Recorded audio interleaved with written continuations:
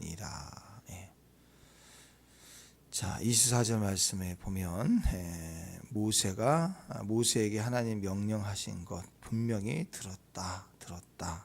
그리고 두려웠기 때문이다. 진심이죠. 뭐 다른 말이 필요 없어요. 저는 죄인입니다.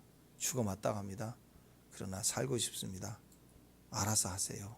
다 맡기잖아요. 막 저항하고 뭐 따지고 그러지 않잖아요. 이게 믿음이죠. 이분들이 이 순간 수준이 바뀌는 게 아니에요. DNA가 바뀌는 건 아니라 여전히 기부온 사람들이지만 의로 여기죠. 이 믿음을 의로 여겨요. 의로. 그래서 하나님이 영원토록 이스라엘 자손이 되게 하였다 얘기입니다. 자, 16절에 보니까 조약을 맺은 후 사흘 지나서 깨달았어요. 조약을 맺은 후 사흘 뒤에 난리가 난 겁니다. 속였다 이거예요. 속였으니까 어떻게 해야 돼요? 박살내야 되겠다 그런 생각을 갖지 않겠어요? 그것보다도 하나님의 진노가 크겠다라고 생각한 거예요. 하나님 말씀을 어겼구나. 이제 아간이 아니라 아간 한 사람 때문에 그랬는데 이제 기브온 전체를 받아들였으니 이거 어떻게 해야 되냐. 이거 이제 큰일 났다고 생각한 거죠. 이 원망 이런 상황이 퍼지게 됐습니다. 오늘 사건인데요. 자, 여기 하나 걸리는 마음이 이제 9장이니까 앞부분에서 우리가 15절까지 내용 중에서 딱 하나 걸리는 게 하나 있죠. 묻지 않았다. 이 얘기 묻지 않았다. 그걸 또 왜 묻지 않았냐 이게 막 나오지 않겠습니까? 그래서 묻지 않았다. 이거에 대해서 우리가 생각을 좀 해볼 필요가 있습니다. 물어봐야 된다. 이것을 반대로 너무 생각하면 안 돼요. 그러니까 좀 심하게 얘기하면 어제 말씀에 보면은 8절에서 누구한테 물어봤냐면 요 기브온 사람들 가짜 흉내하고는 이 기브온 사람들에게는 물어봤다고. 근데 정작 14절에 하나님께는 묻지도 않았어요. 사람한테는 묻고 하나님께 묻지도 않았다. 그래서 이제 보통 묻지 않은 죄 뭐 이렇게 얘기하거든요. 근데 그렇게까지 갈 필요는 없어요. 하나님 허용하신 부분이고 그 믿음을 의로 여기시니까 허용하셨다라고 저는 생각을 합니다. 그러나 우리에게 생각을 해보면 우리는 그 중심이죠. 정신이죠. 항상 무엇이든지 하나님께 의지하는 거, 하나님 의리하는 거. 그게 참 중요하지 않습니까? 그래서 아쉬운 거예요. 이게 아무리 하나님 뜻대로 되지만 여전히 우리는 무지하고 실수가 있고 부족하다는 것을 인정하면서도 100점짜리로 좀 쓰고 싶다 그러면 이것조차도 물어봐야 되지 않는가. 그 영적 성향 또 영성 차원에서는 물어야 되는 게 맞다.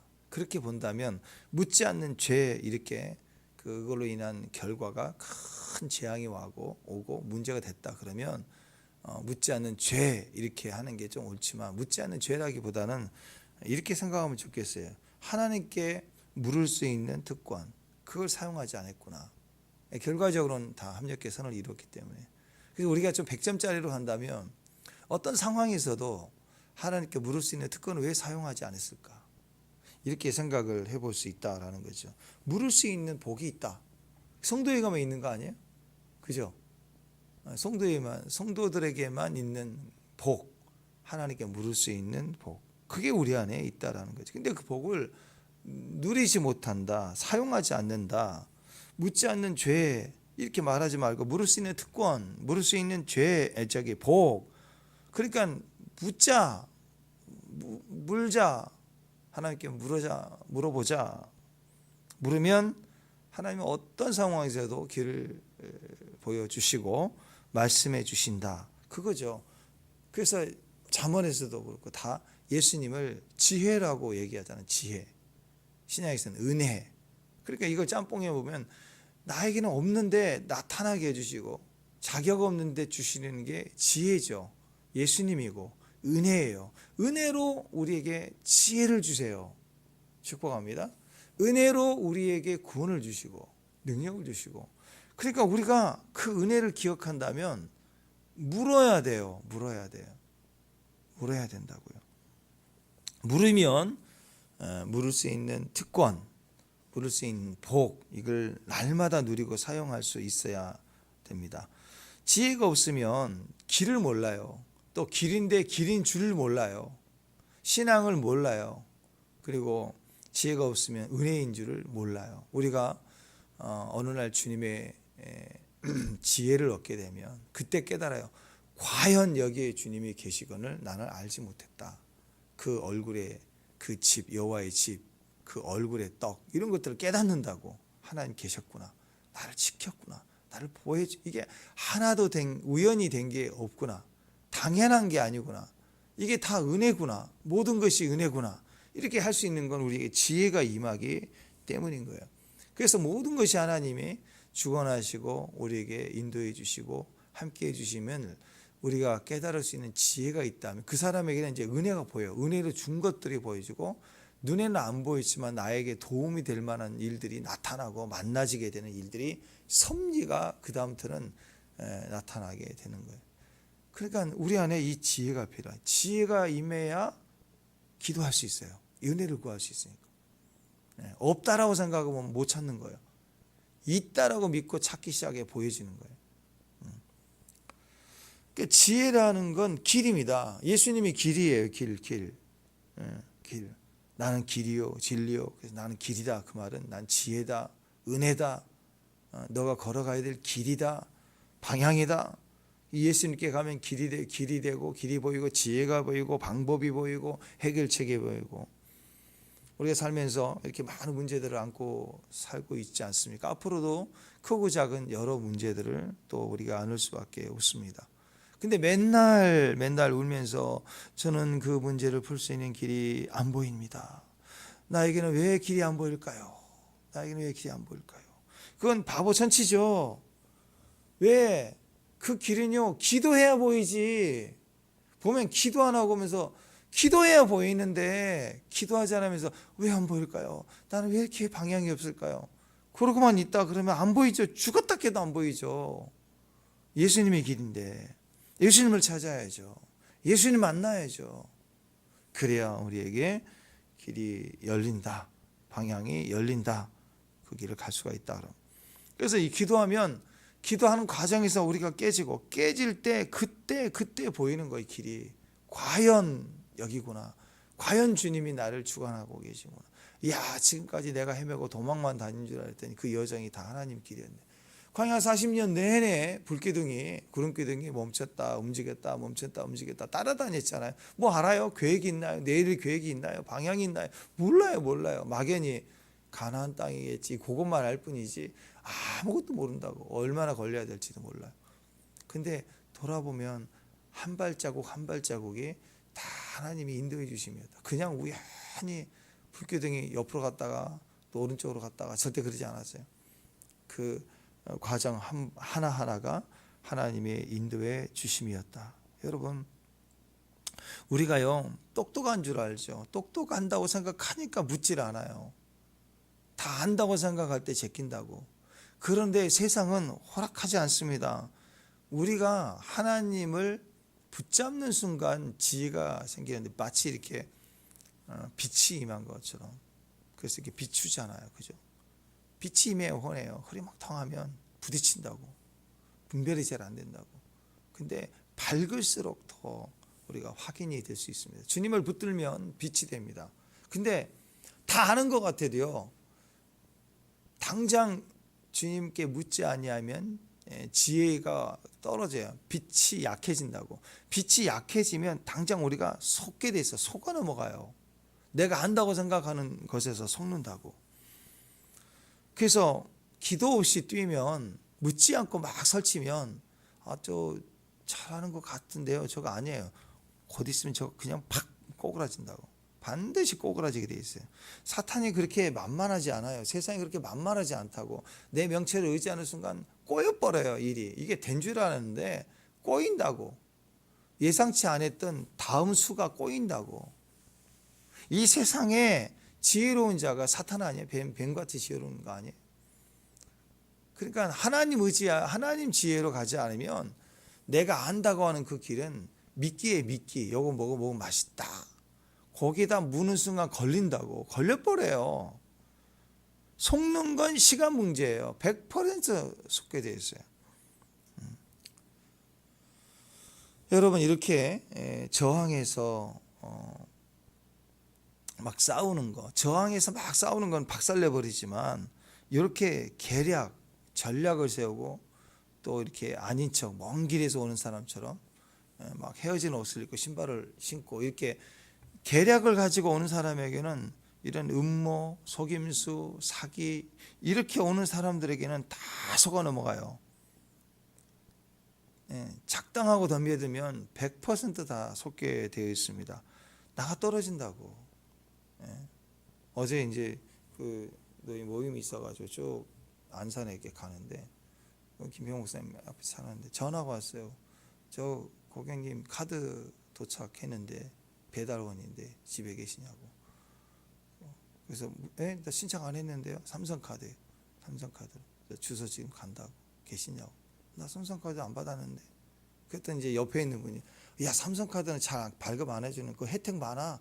다른 카드보다 그 홈쇼핑이나 뭐 사면은 10% 더 해주고 부이자도 한 6개월까지 해주고 뭐 그 혜택이 많던데 그거 일단 받아? 막 이런 사람도 있고 옆에서 막 이래저래 얘기를 해요. 근데 좀 이상해. 그래가지고 나는 안 했는데 그리고 주소가 마포로 돼 있대. 여기 인천인데. 근데 일단 받을까? 뭐 이렇게 하다가 이렇게 잠깐 검색을 제가 옆에서 해봤더니요. 그 신종 보이스피싱이에요. 그게. 그래가지고 그 은행 전화번호 알려주더라고. 그래서 은행 전화번호를 알려줘서 또 은행에 전화를 해봤어.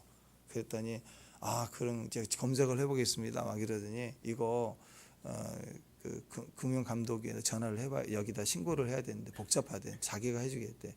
그리고 이제 그걸로 전화하면 이제 그 다음에 이제 검색하는 도중에 연루됐대. 그리고 이제 이게 경찰이 넘어가고 이렇게 가는 거예요. 이제 쭉 순서가. 근데 그 순간에 딱 본 거예요. 이거. 그래서 내가 찔러서 살짝 보였더니 그거 혹시 보이스피싱 아니죠? 그랬더니 아니죠. 그래서 거기서 아니 그러면 맞습니다. 그러겠냐고. 그래서 일단 전화 끊으라고. 끊어가지고 삼성카드에다 직접 전화를 했어요. 상담원이 한참 기다려서 받아서 이제 이렇게 했더니 발급 받은 적이 없대. 그렇죠. 내가 신청도 안 했는 카드가 나와요. 그냥 계속하면 혼자 있으면 당황하셨네요. 그러면 이제 넘어가는 거예요. 옛날처럼 뭐 연변 사람들처럼 말이 나오지 않고 다 한국 사람이에요. 말을 너무 잘해요. 그래서 혼자 있으면 순간 당황하겠네. 말 안 들어 하겠네. 이렇게 보여요.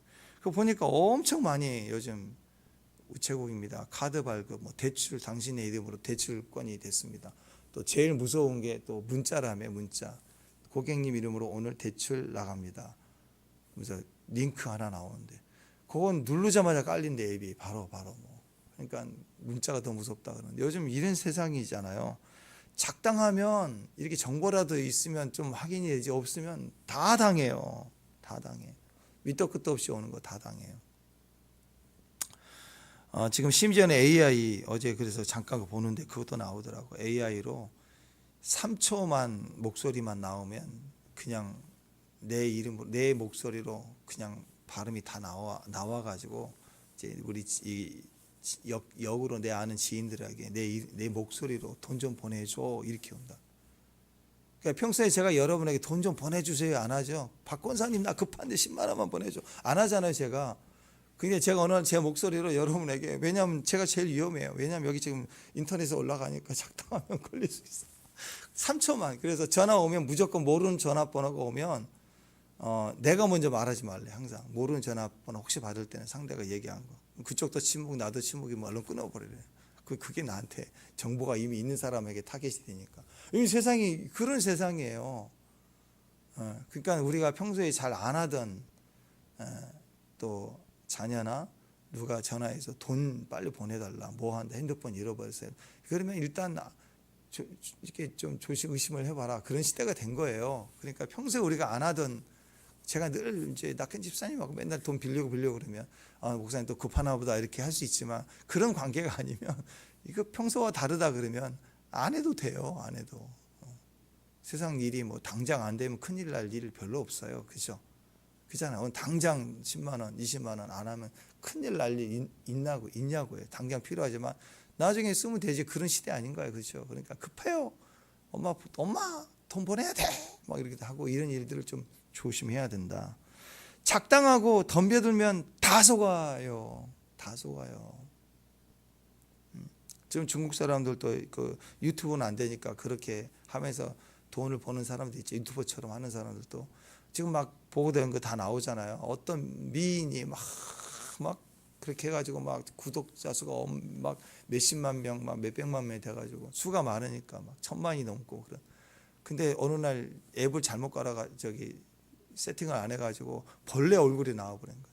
여기 얼굴이 미인으로 나와야 되는데 얼굴 똑같이 방송을 하는데 이 얼굴이 내가 원하는 이미지로 변형이 돼서 나와서 이렇게 미인이 이렇게 멋진 여자가 방송을 할 수 있느냐 해가지고 막 구독자 수가 엄청 많았는데 알고 봤더니 아줌마예요. 아줌마 10대 후반이 아니라 아줌마가 퍼진 아줌마가 생방송으로 나와버렸어요. 그래가지고 막 난리가 나고 그런 일이 많아요. 화면도 목소리도 이제는 점점 무서운 시대가 돼서 알 수가 없어요. 그런 시대가 됐다고.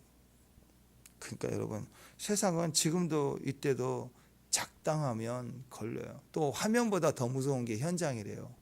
현장이 눈의 시각은 모든 것을 기록을 못해요. 손이 이렇게 움직이면 움직인다고 보는 거지 못 본다고 한꺼번에 다.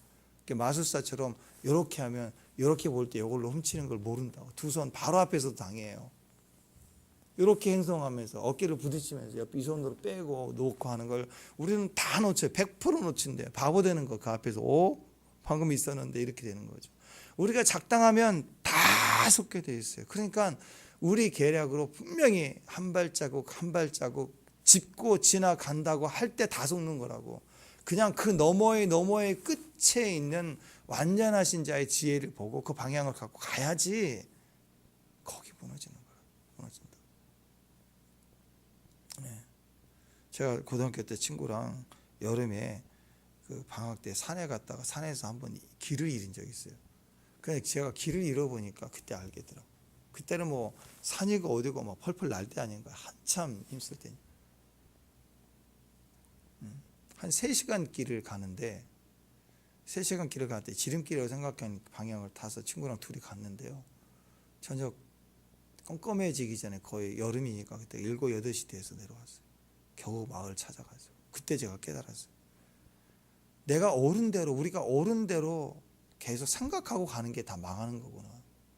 안 보이는 거예요. 나중에는 첩첩산중에 방향도 없고 뭐 지금같이 핸드폰 있는 것도 아니고 그래서 외국처럼 험악한 산은 아니었지만 계속 산이 길이 없으니까 그러니까 이제 마을 불빛 뭐가 있는 것만 보려고 그렇게 생각을 하고 산길이라도 있으면 길이라도 만나면 사는구나 그런 마음이 들더라고. 그러니까 길을 잃은 아이들이 그러잖아요. 여기 가만히 있어. 그러면 가만히 있질 않아요. 엄마를 찾는다고 뛸 때 잃은 거잖아. 길은 다. 모든 게 그래요. 작당을 하면 세팅된 길에는 다 속게 돼 있어. 사탄은 세팅을 해놓고 온다고. 보이스피싱이나 이런 사람들은 세팅을 해놓고 오는 거. 우리는 준비 없고 세팅을 해놓고 와요. 수도 없이 연구를 하는 걸 가지고 온다고. 걸릴 수밖에 없어요. 이길 수밖에 없다고. 마귀가 그래요. 원수가 그렇습니다. 항상 깨어 기도하라 그 말은 실력을 키워서 이기라는 소리가 아니에요.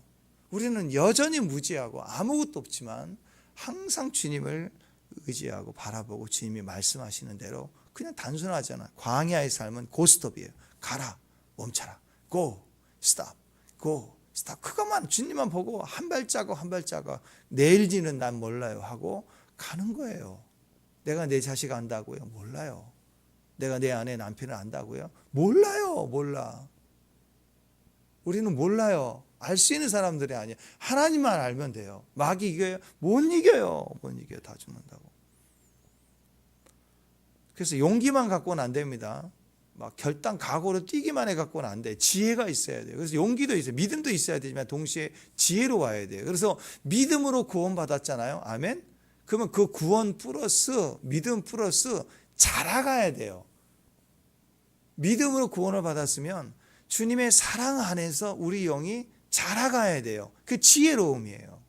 순간순간 주님을 의지할 수 있는 거. 그게 지혜라고요. 야고보서 1장 5절에서 7절까지 보면 너희 중에 누구든지 지혜가 부족하거든 모든 사람에게 후히 주시고 꾸짖지 아니하시는 하나님께 구하라. 그래야면 주시리라. 오직 믿음으로 구하고 조금 더 의심하지 말라. 의심하는 자는 마치 바람에 밀려 요동하는 바다 물결 같으니 이런 사람은 누구든지 죽게 얻을 생각하지 말라. 지혜를 구하라. 끊임없이 구하고 살아라. 그래서 어리석음은 뭐냐? 묻지 않는 거예요. 사람에게만 묻고 하나님에게 묻지 않는 거. 보이스피싱 하는 사람한테 혹시 이거 보이스피싱 아니죠? 그러면 100% 아니다고 그러지. 요즘 그런 일 많지요. 뭐 이렇게 할 거 아니에요. 그 다음에 그 목사님 계속 이제 들통났잖아요. 그래서 다시 전화를 했더니 안 받아 이제. 들통난 전화는 계속 안 받아. 계속 8번 얘기했는데 안 받아. 이제 안 받아. 근다고. 사람에게 물으니까 무너지는 거예요. 세상에 물으니까 자꾸 물으니까 무너지는 거예요. 하나님께 묻지 않으니까 우리가 무너지더라고. 굉장히 중요합니다. 교회 안에서도 가장 큰 두 기둥이죠.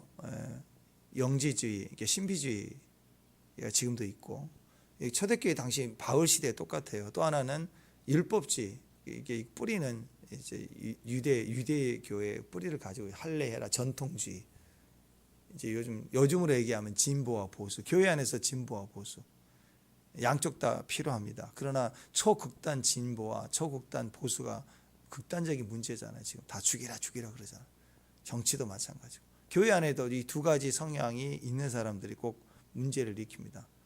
신비주의, 영주주의 이건 진보와 같은 거예요. 뭐냐? 하나님이 우리에게 주신 능력과 기적으로 가는 거예요. 근데 그것만 있는 거예요. 신비적인 꿈, 환상. 하나님 우리에게 주신 말씀이 없어요. 말씀은 안 봐요. 신비적인 사람들의 특징입니다. 날짜 받고 천사 보고 뭐 맨날 여기에만 관심 갖고 뭐 기도하고 뭐 한다고 하는데 절대 말씀을 안 봐요. 자기가 느끼고 본 것만 가는 거예요. 굉장히 위험하죠 이게. 이런 사람들은 직통이에요. 직통. 하나님 목사님 말 안 들으려고 해요. 안 듣는다고. 또 반대로 얘기하면 또 초극단주의 쪽에 이제 보수적인 거, 율법주의, 성령을 인정을 안 해요. 꿈 환상 인정을 안 해요. 말씀만 교리만 막 하는 거예요. 한쪽은 무당파고 한쪽은 뭐 신천지 뭐 그런 거 비슷해요. 신천지 그거잖아요. 그러니까 교리 머리에 막 새겨버리는 거예요.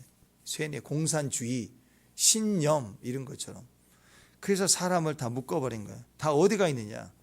하나님 말씀을 읽질 않아요. 절대 말씀을 읽지 않아요. 계시만 있어.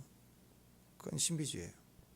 또 하나님의 율법이죠. 율법주의. 말씀을 근거로 만들어낸 규칙, 전통 그것만 진짜인 줄 아는 거예요. 그것만 하는 거예요. 그래서 우리 옛날에 잘못된 그런 전통주의 보면은 여기에 강단 3단 만들어서 올라오지 못하지 못 올라가게 하죠. 거기는 권사님 중에 한 30년 기도하시는 권사님이 올라와서 강대상 닦을 수 있는 권한이 생기고 뭐 그런 거 있잖아요. 가운 있고 율법 있고 말도 못하게. 성경과 상관없는 율법이 있다고. 율례, 전통, 규칙. 그거 어기면 큰일 나는 줄 아는. 그러니까 말씀으로 읽질 않고 말씀주의 그게 무서운 거예요. 그렇게. 다 그게 마찬가지입니다. 그게 우리 안에서 말씀으로 비춰보고 확인한 게 아니에요. 그래서 예수님이 손 마른 자 고치시고 아픈 자 고쳤을 때 그 생명의 기적을 보는 게 얼마나 기적과 같아요. 또 그 예수님의 기적은 그냥 신비한 게 아니고 과거에 이사야 시대부터 앞으로 메시아가 올 텐데 그 메시아는 눈을 뜨게 할 거다. 전자를 일어서게 할 거다. 이렇게 메시아의 증거로 약속해 주신 예언했던 그 기적을 해 주신 거예요. 그러니까 정상적으로 성경 말씀을 이해했던 사람들이라면 이건 메시아의 기적이다.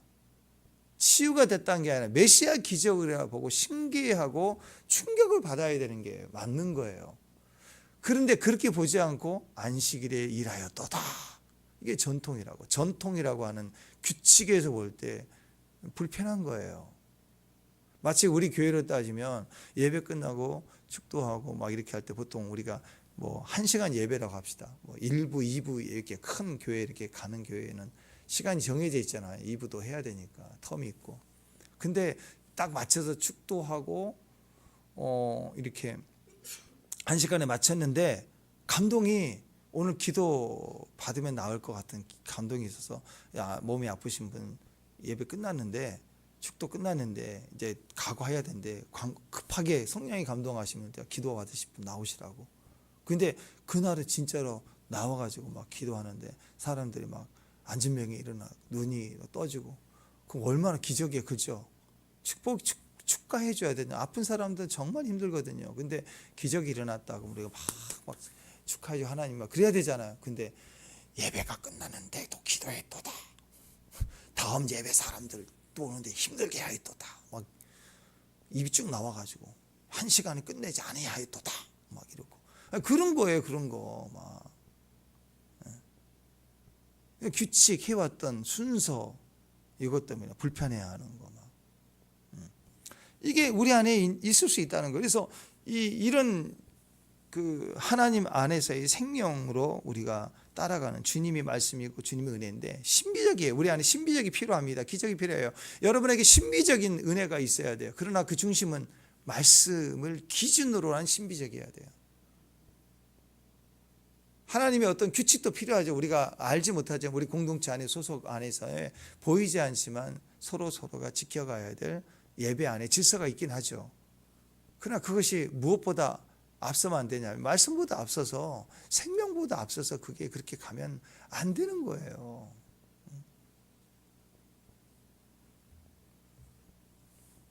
그러니까 여러분 우리가 그런 기준에 있어서 책을 읽든 세상의 지식을 어떤 것을 얻든 간에 항상 중요한 것은 하나님의 말씀이에요. 우리가 주님을 눈으로 볼 수 없지만 하나님을 볼 수 있는 하나님의 방법이 예수님이었잖아요. 예수님은 육신을 입고 우리에게 오신 분이에요. 예수님을 만나야 하나님 만나는 거고 예수님 말씀을 들은 것이 하나님의 음성을 듣는 거고 그게 1차적인 거라고. 눈을 뜨고 있는 의식을 가지고 있는 자연현상 가운데 말씀을 가지고 하나님을 분별하고 하나님의 뜻을 알고 하나님의 순종을 하는 거예요. 그 다음에 신비적으로 올라가는 거라고. 슬픔, 기쁨, 은혜 이런 단어에 느낌이 있잖아요. 느낌, 경험, 그 다음에 상상 이렇게 더 창조적인 우리의 감각들이 신비적으로 가는 거예요. 그래서 철저한 말씀 안에서의 만남이 있는 약속을 할 때 기대감이 생기잖아요. 우리 저녁에 부평에서 보자, 뭐 어디에서 뭐 보자. 그러면 왜? 뭐 좀 먹자. 그리고 뭐 필요한 거 좀 사고 가자. 그러면 애들이 기대할 거 아니에요. 엄마랑 만난다. 그때 같이 만나면 오래가면 엄마랑 밥도 먹고 오겠다. 뭐 그러면 그런 생각하지 않겠어요? 그렇게 상상하게, 약속은 상상하게 하는 거라. 그게 우리의 신비적인 거예요. 혼자 가만히 앉아서 긍정의 힘으로 막 상상하고 있는 건 하나님과 아무런 상관이 없는 거예요. 그래서 우리 안에 약속을 항상 기억하고 신비적이어야 되고 약속을 항상 기도하고 원칙적이어야 되고 삶의 원칙, 또 삶의 신비적인 이게 항상 약속을 근거로 해야 돼요. 그러니까 항상 어떤 순간에서든 사람에게만 묻고 끝내는 게 아니라 항상 하나님께 묻고 또 의지하려고 하는 거. 그게 중요하다는 겁니다. 에베소서 3장 18절 19, 20절까지 보면 그 얘기가 나와요. 에베소서 3장에 보면 나와요. 능히 모든 성도와 함께 지식에 넘치는 그리스도의 사랑을 알고, 지식이 아니라 지식에 넘치는 사랑. 우리는 항상 지식 안에 자기를 가둬두려고 해요. 내 지식이 아니면 이상한데 라고 생각을 합니다. 그 이상으로 넘치는 게 사랑이라고. 근데 내가 아는 지식 안에서는 그것 가지고 하나님은 충분히 알 수도 없지만 마귀가 건드는 게 선악과거든요. 내가 아는 판단 속의 마귀가 역사예요. 우리는 어떤 지식이 필요하냐면 내가 알고 있는 지식 안에서의 지식으로 마귀 못 이겨요. 그들의 세팅 안에 들어와 있는 거라고. 그들을 넘어서 그들이 가지고 있지 않는 지식은 하나님의 지식입니다. 우리 지식을 넘어선 그리스도의 사랑을 알아야 돼요. 우리 가운데 역사하는 능력대로 우리가 구하는 거나 생각하는 것만이 아니라 능히 더 넘치도록 하실 리가 하나님이에요. 그래서 우리는 구할 때 맨날 알고 있는 거 구하지 말고 그 너머를 기대하고 구할 수 있어야 돼요. 우리의 기도의 시작, 우리의 기도 내면 속에 안에 우리의 일용할 양식을 주옵시고도 있지요. 그렇죠? 그걸로 자족할 수 있고 하나님이 우리에게 채워주시는 걸 믿는 현실 속에서 기도하는 것들이 있어요. 아멘? 근데 그게 다가 아니에요. 그게 다라면 세상 일에 내 노력과 능력으로 어떤 성취를 해내는 거하고 뭐가 달라요? 내가 아는 것만 구하고 일용할 양식만이 다라면 그건 시작인 거고, 은혜로 주신 거, 은혜로 일용할 양식도 주시고 내 지식 안에서의 필요도 주님께 의뢰할 수 있다면, 물어볼 수 있다면 그 너머도 물어볼 수 있다고. 그래서 기도할 수 있어요. 하나님 어떻게 해야 됩니까? 이 기본 사람들을, 지금 기본 사람들은 모르지만 이 과정 우리가 어떻게 해야 됩니까? 라고 물어볼 수도 있지만 이렇게도 물어볼 수 있잖아요. 과연 이 사건을 하나님 왜 허락하셨는지요? 왜 이 사람들이 진짜냐 가짜냐도 물어볼 수 있고 어떻게 해야 됩니까? 라고 물어볼 수도 있지만 무엇을 의미하는 이 상황이, 이 문제가, 내가 결정해야 되는 이 상황이 나에게 무엇을 하나님 말씀하고 계신지 하고 문제 자체, 상황 자체를 주님께 또 질문해보고, 이게 큐티 정신 아니에요. 여기서 하나님 음성을 듣고 하나님 인도하심이 있다라는 거. 물으면 반드시 길이에요. 주님은 길이에요. 어떤 식으로든 우리에게 하나님 말씀해 주시는 걸 믿으셔야 돼요. 그래서 우리에겐 그게 필요합니다. 성령 음성을 듣는다는 건 그거예요. 요즘 유행하는 말이죠. 넛지, 영어로 넛지라고 그래요. 넛지. 여러분 앱 같은 거 보면은 이게 넛지 있죠. 위젯, 넛지 뭐 이런 거. 그래요. 넛지가 뭐냐? 강요 막 그렇게 압박, 금지, 그게 아니라 어떤 선택을 자연스럽게 유도하는 걸. 그게 이제 영어로는 넛지라고, 우리말로는 뭐가 있을까? 하여튼 넛지, 요즘에는 넛지라고 하니까.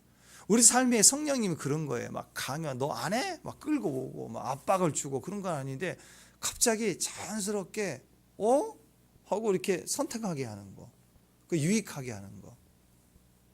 그게 이제 우리 삶에 넛지, 부드럽게 개입해 주시는 거. 삶 속에 하나님이, 성령님이 우리 안에 이렇게 쑥 들어오신다고, 쑥 터치해 주셔요. 갑자기 이거 하나 살까? 1+1이래. 2개 챙겨야지. 그게 아니라 나 이거 했는데 누가 생각나? 갑자기 그냥 2개 가져가는 거.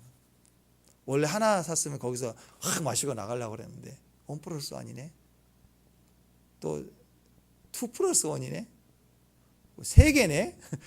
1+1 50%가 아니라 30%네. 그러지 말고 3개네. 그러면 3사람이 생각나는 거죠. 이게 넛지라고. 이런 선택 속에서 넛지가 우리 안에 쭉 옆구리를 부드럽게 터치해 주는, 그럴 때 쑥 들어오는 걸 선택하는 거. 하나님 우리 삶에 이렇게 부드러운 개입이 있어요. 이렇게 하나님 물으려고 하는, 그 물으려는 특권, 묻지 않는 죄가 아니에요. 우리는 벗어버리자고. 오리 안에서의 정신은, 오리까지 가자는 맨날 이거 푸시하는 거, 율법으로 맞냐 틀리냐 이렇게 가는 건데, 이걸 넘어가면 묻지 않는 죄가 아니라 물을 수 있는 특권으로 생각을 하고 가면요, 우리 안에 모든 게 우리 삶에 부드럽게 선택할 수 있는 성령의 음성이에요. 넛지가 많아요. 그래서 우리가 거기에 삶의 지혜가 있고요, 그 작은 선택 같은 일이 우리 안에 막 확대되어져 가는 일이 생기는 거예요. 축복합니다. 부드러운 개입들. 나비 효과라고 그러잖아요. 나비 효과. 북경에 있는 나비가 날개짓을 했어. 다른 벌레보다 나비가 날개가 제일 크잖아요. 몸뚱이보다 크잖아요. 확 이렇게 했어. 바람이 한 번 했어.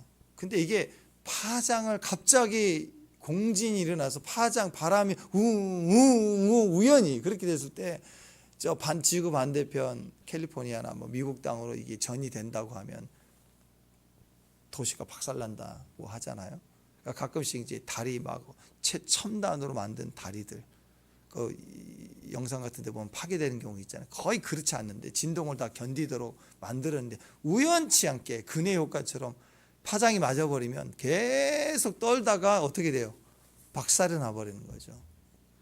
그와 같이 우리의 작은 신음소리, 호흡, 주를 향한 고백, 때로는 아이디어, 좋은 생각, 이렇게 넛지로는 쿡 찔러주시는 주님의 자극에 아멘 하고 그 반응으로 축복해주고 문자 보내고, 또는 1+1에서 하나 주고, 예를 들어서 그렇게 하는 작은 자극이 또 주고 또 자극이 또 자극이 되면 이게 갑자기 거대한 파워가 돼서 우리 전체를 보호하고 인도해 주시는 능력이 되는 거예요. 이 작은 자극에 생각을 했어야 돼. 물어보진 않은 거. 이 물어보는 것이 저는 개인적으로 너무 중요하다고 생각합니다. 우리가 기도할 때 그런 거예요. 작은 거. 물을 수 있는 특권. 거기에 너츠가 있어요. 거기에 부드러운 개입하심이 있어요. 그러니까 IQ가 높은 사람은 계속해서 막 자기 노력, 판단 이걸로 막 전문가라는 뭐 그런 거 있잖아요. 그런 걸 때문에 그렇게 하지 않습니까? 근데 아니에요. 그 IQ 높은 사람에게 오는 게 아니에요. 너찌는요, 기도하는 사람에게 생겨요. 기도하는 사람에게 온다고. 기도할 때 그분의 개입이 있어요. 기도 없는 사람은 영적으로 전체적으로 보면 미련한 거예요. 아이디어는 높아도 똑똑해도 지식이 많아도 엉터리 같은 일을 한다고. 엉터리 같은 결론. 이제 정치인들 보잖아요. 진짜 정치인들 그렇잖아요. 그 똑똑하고 뭐 검사장이 되고 검사가 보통 됩니까? 네? 검사 판사가 보통 되냐고. 보통 사람들이냐고.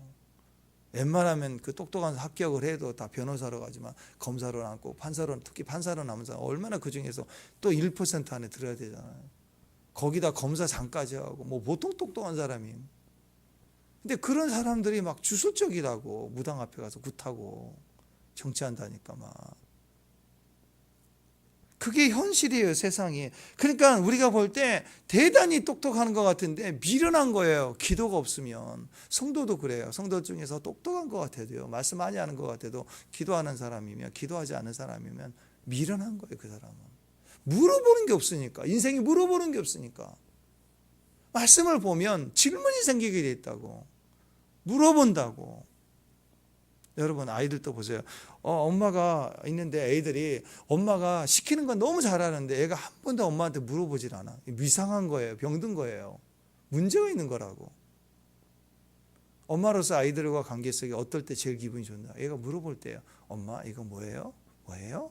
애들이 잘 자랄 때, 말 배울 때 그림책마다 가져가서 이거 뭐야? 이거 뭐야? 이거 뭐야? 매 뭐야 하다가 좀 지나면 이거 뭐지? 이제 지가 배운 거. 이거 뭐지? 그림책을 볼 때 이거 뭐야? 비행기. 이거 뭐야? 사과. 나중에는요, 엄마한테 들고 와서 이건 사과지, 이건 바나나. 애들이 습득한 걸 얘기한다고. 이게 교제예요, 교제. 우리도 그래요.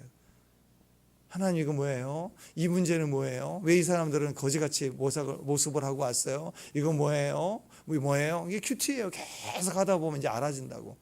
하나님, 이 뜻은 저보고 이렇게 하라는 것이지요. 성숙인 거예요, 성숙이. 하나님, 이것은 제가 손에 쥐면 안 된다는 뜻이죠. 교제예요. 교제가 풍성해지니까 알아지는 거예요. 그러니까 그게 돼야 주님, 저 형제님은 이런 건데 주님, 제가 이 부분을 이렇게 기도하면 맞는 거죠. 말하잖아. 그러니까 기도가 중보가 그때부터는 당연히 다른 사람이 보여지니까 중보하게 돼 있다고. 근데 이렇게 자라가지 않으면 판단만 한다고. 아이고, 저 되겠냐고, 저거. 저 형제 되겠냐고. 판단하고 정죄하고. 기도가 없어요. 나는 옳은데. 기도가 없어요. 그렇게 정죄하는 사람이 되는 거라고. 그러면 우리 삶에 부드러운 개입이 없어요. 이런 분들이 목사님이 되고 지도자가 되고 아버지가 되면 어떻게 하겠어요? 옳고 그름으로 지적하고 누를 거 아니에요. 지적하고 막 누르고 막 스파르타식으로 하겠다고 막 끌고 할 거 아니에요. 기도가 없으니까. 그럼 기도하시면 우리 안에 너치가요. 개입하세요. 부드럽게 시간 속에 개입하시고 상황 속에 개입하시고. 그래서 우리가 꾸준히 기도해야 돼요. 항상 기도해야 돼요. 쉬지 말고 기도하고 범사에 기도하고 항상 깨어 있어야 되면 그래야 지혜로운 자예요. 지혜로운 자. 그게 너무너무 중요하다. 살 수 있는 길은 예수님밖에 없다. 이 기본 사람들은요, 풍문으로 듣기만 해도 하나님 앞에 무릎 꿇었어요. 다 맡긴 거예요. 굉장한 능력입니다, 여러분. 옛날 전쟁은 신들의 전쟁이거든요. 상대방의 신을 인정하는 것이 내가 전쟁의 패함이거든요. 싸워서 이기는 것은 우리 신이 이기는 거예요. 근데 내가 항복했다는 것은 우리 신을 버리는 거예요. 우리 신을 버리겠다. 하나님 앞에 무릎 꿇었다. 그 말은 신들의 전쟁 가운데 자기가 지금까지 믿어왔던 신을 버리는 거라고. 신을. 그 신을 버렸다. 하나님만을 믿겠다. 그래서 기브온 백성들의 회심은 룻기 보면 룻이 그랬잖아요. 모압 여인이었죠. 모압의 문화를 버린 거예요. 모압이라는 자기 소속을 버리는 거라고 하나님께 온 거예요. 어머니 하나님을 선택한다고 그러잖아요. 기생 라합도 똑같아요. 여리고를 버렸다고 하나님으로 섰다고. 기본도 마찬가지. 이전까지 믿었던 자기 신을 버리고 하나님 앞에 무릎을 꿇겠다. 집단. 그러니까 여러분, 기생 라합은 똑같은 사건이에요. 기생 라합은 한 개인과 가정이지만 이 기브온은 이 가나안의 한 민족 족속이 전체가 확대돼서 돌아온 거라. 그러니까 하나님 복음 관점에서 보면은 이스라엘이 속았다, 묻질 않다만이 아니라 결론적으로는 하나님은 민족 전체를 이방인 속에서 심판 중에서도 민족이라도 통째로 구원받기를 원하시는 거예요.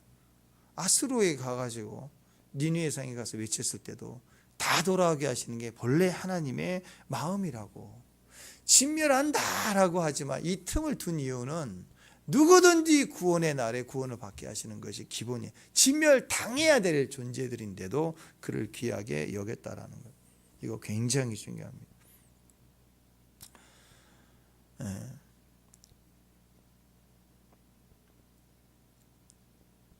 그 10장 2절에 보면은 이제 내일 건데 보면은 크게 두려워하였으며 이는 기브온은 왕도와 같은 큰 성읍이요 아이보다 크고 그 사람들은 강함이라.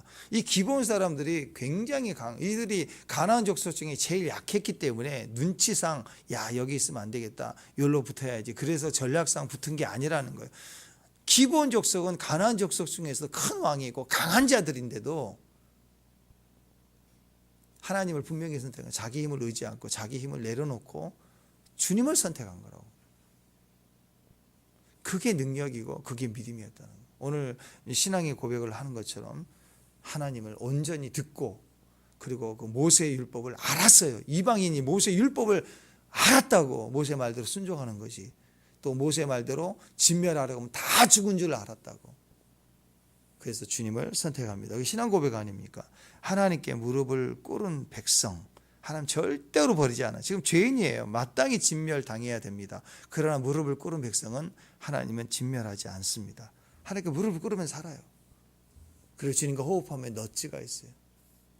이 두 가지를 우리에게 동시에 우리에게 말씀해 주는 거예요.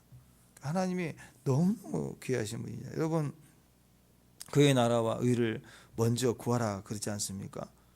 여러분, 기본 족속은요 굉장한 민족입니다. 하나님이 그 민족을 가볍게 여기지 않고 그 민족을 하나님 쓰세요. 원래는 진멸당해야 될 족속인데 이제는 물을 기르고 장작 패는 일을 한다. 그 물과 장작이 어디서 쓰는 거냐면 성전에 쓰는 거예요. 레위 사람 급으로 올려준 거예요. 다른 지파로 만들 수는 없겠지만 어디에 소속을 하느냐. 야 아무데나 변방에 가서 여기 넣지네. 그럴 수는 없어요. 다 땅을 하나님의 기업으로 주셨기 때문에. 그러니까 그 기업을 뺏을 수가 없는 거예요. 땅으로 대신에 레위 사람들은 돌아다닐 수 있잖아요. 그러니까 레위 사람에 끼워줘서 거기다 소속을 둬가지고 물 길르고 장작. 그게 뭐냐면 하나님 일을 하면서 같이 먹고 살도록 생계가 유지되도록 성전 일을 하도록 문지기가 되도록 붙여주신 거라. 기본 사람들이 신앙에 하나님의 쓰임 받을 수 있는 도구로 사역자로 이제 불러주신 거예요. 이 기본 사람들을 나중에 이스라엘 남유다 북이스라엘 멸망을 하고 바벨론 페르시아 때 70년 만에 돌아오잖아요. 이제 다 돌아와라 그랬더니 안 돌아와요. 5% 돌아와 있어요. 5%. 전체 포로로 끌려간 수의 5%가 돌아왔는데 성경을 보면 기본 사람들은 거의 다 1차로 돌아와요. 사명이 불타갖고 온다고. 보통 가벼운 민족이 아니에요. 이들은 그 속에서도 성전의 성정지기로 일을 하며 또 하나님 은혜 아래서 소속돼 있다가도 자기 소속을 끝까지 가지고 가면서 그 민족의 자긍심을 가지고 이스라엘 안에 백성이 됐지만 그 속에서도 나중에 돌아오라 할 때는 그 자손 레갑 자손처럼 돌아오는. 그러니까 이스라엘 역사 가운데 이스라엘은 레갑 자손이라는 존재가 서 있고 또 이쪽은 또 이런 기브온 족속의 뿌리들이 또 신앙 역할을 생명을 걸고 목숨을 걸고 믿음의 선봉에 서는 그런 무리들이 되는 거예요.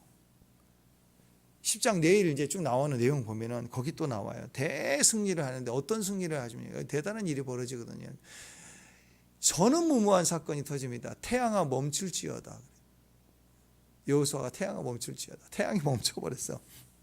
근데 이 사건도 신기하다고 보지 말고, 그러면 누구를 위한 전쟁에서 그 전쟁에 이기기 위해서 태양아 멈춰라 그런 거예요. 내가 신기한 능력 보여줄게. 태양아 멈출지어다. 멈췄지. 이 쇼를 하는 게 아니고, 기도원 여호수아가 왜 태양아 멈출지어다. 왜?